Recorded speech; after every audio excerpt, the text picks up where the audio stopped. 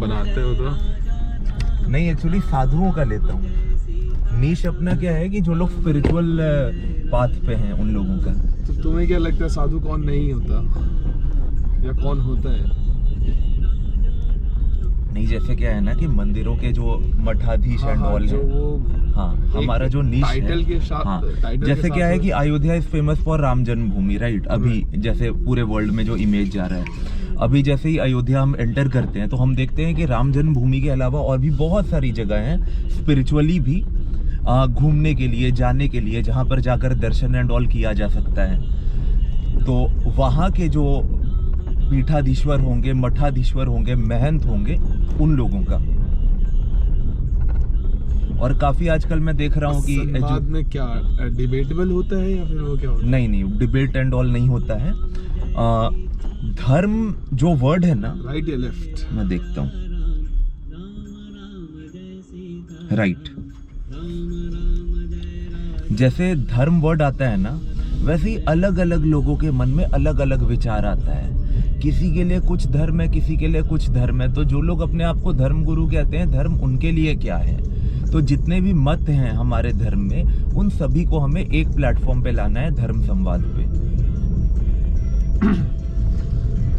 तो कैसी कॉन्वर्सेशंस कैसी होती हैं? लाइक महाभारत की किसी उसकी कॉन्वर्सेशन होती है, रामायण की कॉन्वर्सेशन होती है, ऐसे? देखिए, डिपेंड करता है कि जो सामने वाले हैं वो कैसे हैं। जैसे अगर हमें कोई सन्यासी मिलते हैं तो हमारा पहला क्वेश्चन होता है कि आपने इस मार्ग को क्यों चुना? जैसे तुमने बुद्धा को देखा है कभी?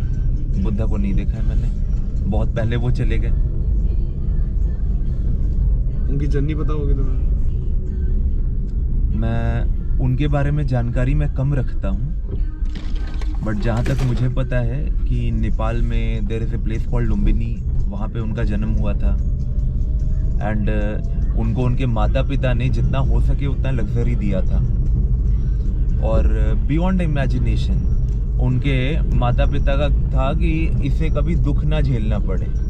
उसके बाद जब वो किसी तरह से बाहर निकले अपने घर से, तो उन्होंने कुछ सीन्स देखे जिससे कि जन्म, मृत्यु, जरा, व्याधि, ये 4 चीजें। तो तुम्हें पता तो सब कुछ है ही, तो तुम उस चीज को कभी फील करते हो क्या? या कभी लाइफ में तुम्हें लगता है कि तुम्हें लाइक वो रिलेट कर पाते हो उस स्टोरी से? देखिए, स्टोरी 100% रिलेटेबल है, हर किसी के लाइफ से रिलेटेबल है वो।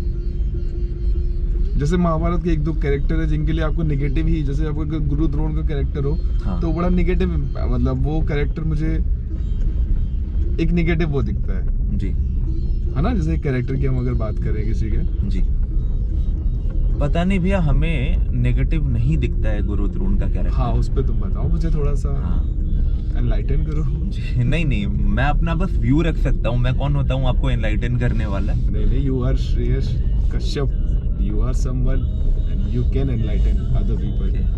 You have good knowledge.